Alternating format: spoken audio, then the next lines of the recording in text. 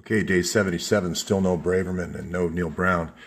Everyone's asking me about Steve Pieczenik and this whole, is Hillary doing a coup thing?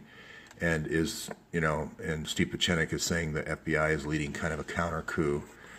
For all those who don't know, Steve Pieczenik is a psychologist, a writer.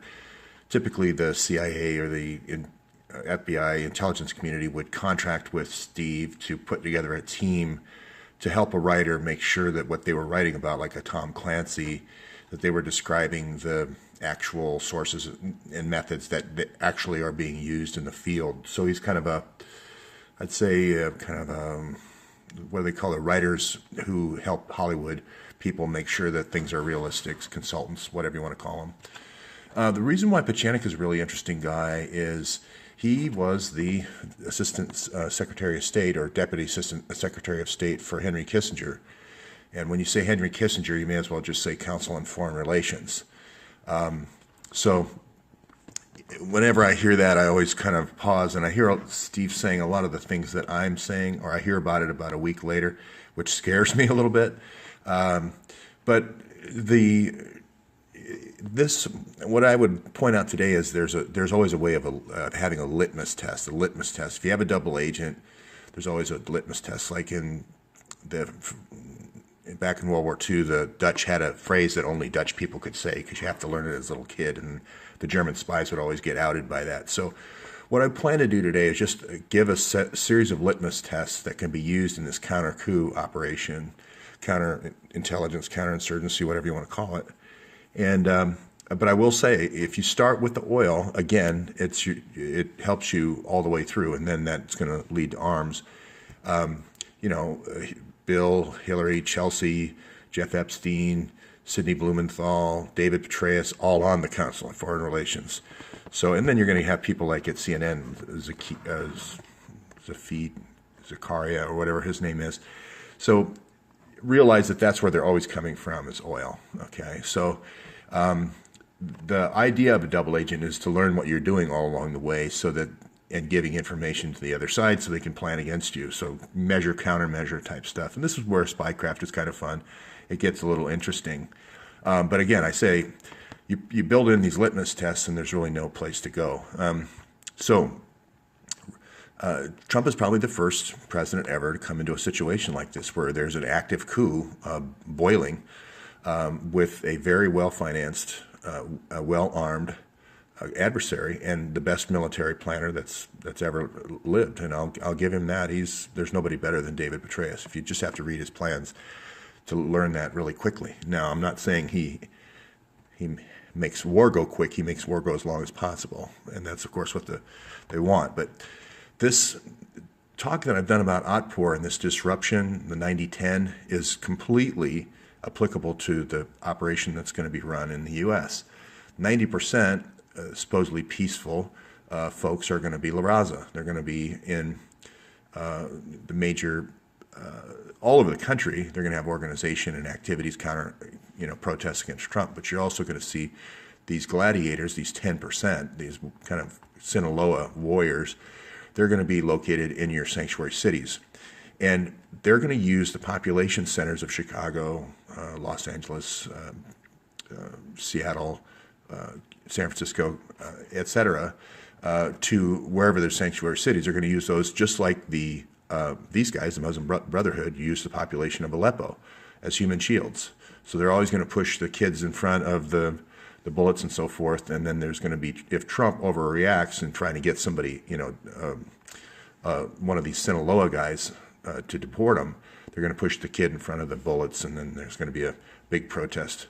So that's the whole idea of this counterinsurgency, is to get that to happen. Big news events that cause the public opinion to turn against Trump. So there's two ways to go against a coup. There's what's called a counterinsurgency, which is, we're going to outmatch them for every gun we've got.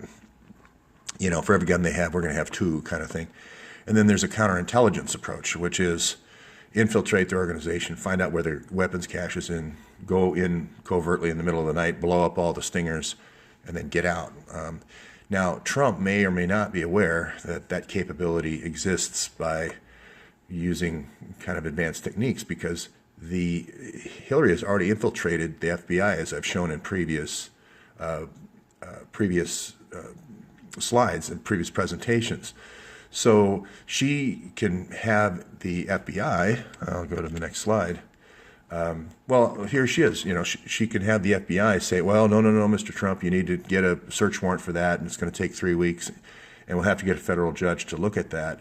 So all of the advantages from the Joint Terrorism Task Force that the FBI used in their operations, don't get a warrant, use a lot of paid volunteers, informants, don't have to worry about the Constitution with sworn officers.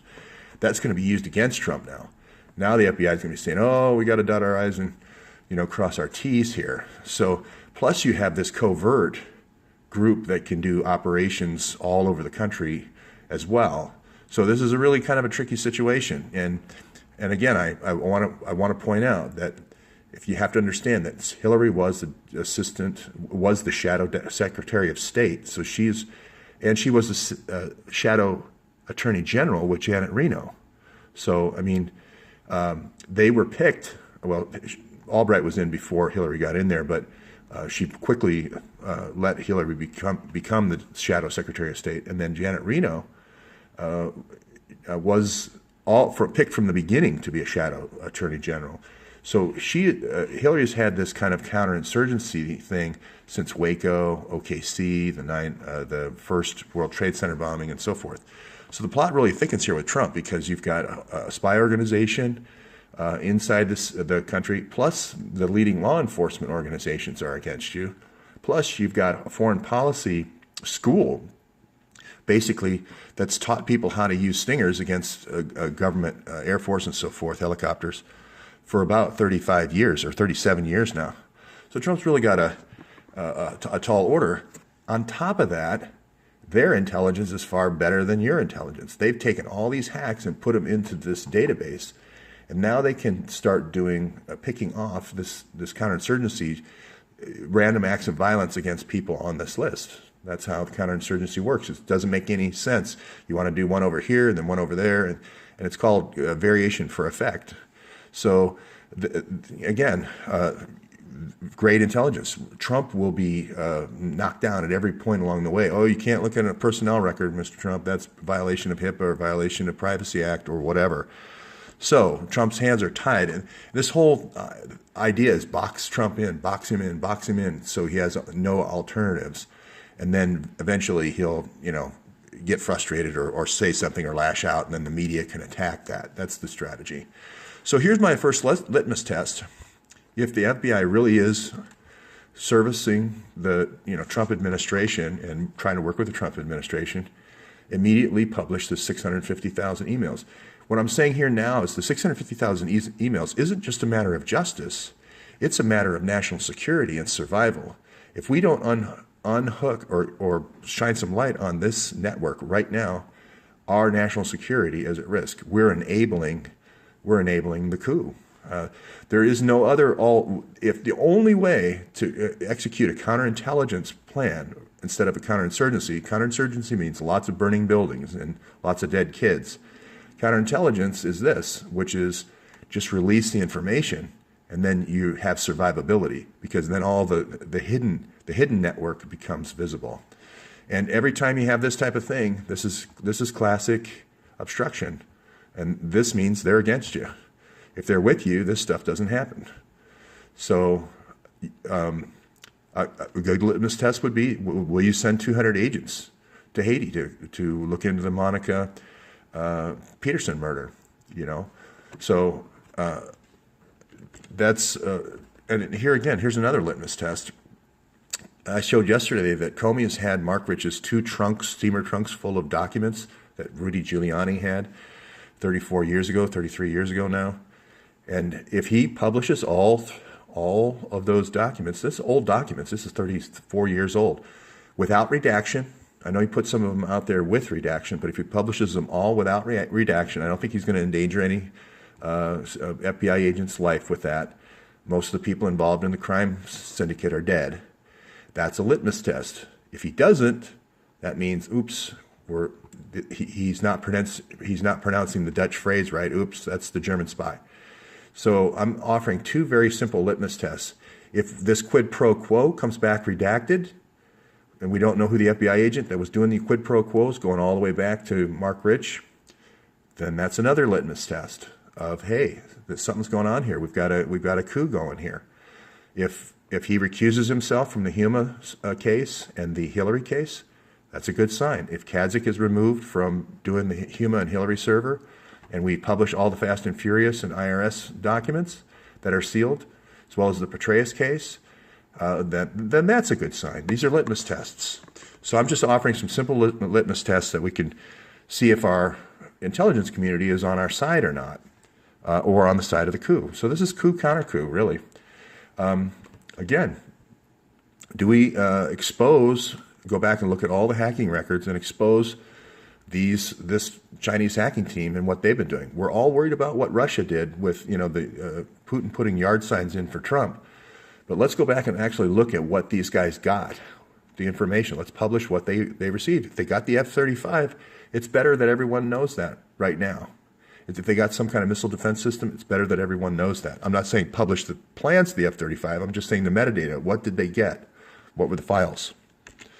So here again, Trump needs to know about this disruption campaign, because if Trump doesn't know about PDD 62, they're going to use PDD 62 against that enemies list. So for instance, the way you would do this is you'd go to a teachers union and say, you know what, we're going to fight the hate. We're going to have a fight the hate program. So we're going to have the teachers, we're going to send out these syllabuses, and we're going to say, here's ways that you can fight the hate in your neighborhood. And we're going to say, well, you should say Trump's a racist or whatever, some kind of sign. It's usually like a very calm thing, sign thing. And then we're going to march through the neighborhood. That's another thing to kind of get the, disruption going. March through the neighborhood and start yelling. We'll put a few people in there, start yelling, you're racist, you're racist. And then somebody will throw a bottle. And then you want this to escalate and get on film and get on CNN. So Trump needs to know about this disruption campaign, okay? He needs to know. So, again, another litmus test. You send 200 FBI agents down to investigate this, down to investigate where the 6 or 7.1 billion went, investigate this microfinancing situation, investigate the child trafficking, then I'm with you. Now, I don't care if you slow-footed, at least show some effort, toward trying to actually do the job of the FBI. So, and here, I'll just say this last one. Just publish the account numbers and publish the amounts and publish the of money transfers to this HSBC for all the hidden donors. Okay, you don't get to be if you're a Clinton Foundation donor, you don't get to move money around and trade with dictators and tyrants and drug dealers, and you get anonymity. That's not how it works. In a real investigation where you're actually trying to expose a crime ring, you publish people like this. This is what you do. If Al Capone has a trading network for bootlegging, you don't say, well, we're going to keep the kingpin's name quiet. It's just not done. You publish all the names and you publish all the people in the gang so that everyone can say, okay, I know that guy. As a matter of fact, he put a bomb in my restaurant because I wouldn't buy his Canadian hooch. That's what you do. That's how law enforcement works. So these are all litmus tests. This afternoon I'll go into Valerie Plame and how I'll drill down a level on how they actually work the brownstone operations with the NATO generals. And again, it keeps going back to the Bosnia bombing campaign, the no-fly zone in Bosnia, and then Kosovo. And Valerie Plame is at the middle of it all. Wish you along. Okay, that's all for today.